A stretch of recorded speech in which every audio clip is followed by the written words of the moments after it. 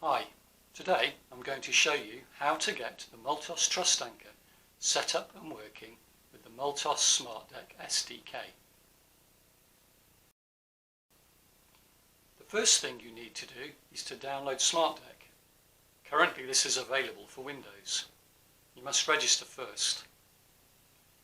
You should then be sent an automated email containing several links. As a new user, choose the Installation Manager option. This not only installs the SDK, but also the correct version of Eclipse. It also makes sure that your environment is set up correctly, and for this reason it needs to be run with administrator permissions. It may take a little while to run, so be patient, but when finished the Installation Manager looks like this. All the checkboxes are ticked and the status bar shows complete. You should also have a shortcut on your desktop.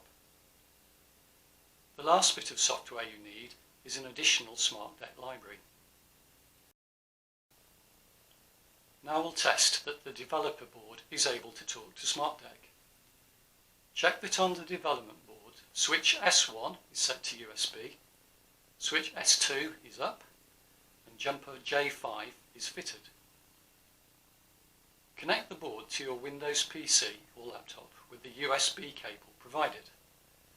Note the COM port number allocated during the driver installation process.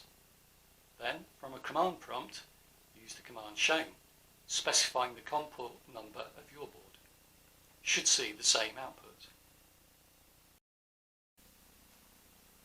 Finally, we need to test that the Eclipse environment is set up and running. To do this, I will use the demo workspace from the installation. Once Eclipse is running, we can start the debugger using the debug configuration that is already created. This will run a couple of commands through the loyalty card application. You should be able to step through the code and check the values of variables. That's it.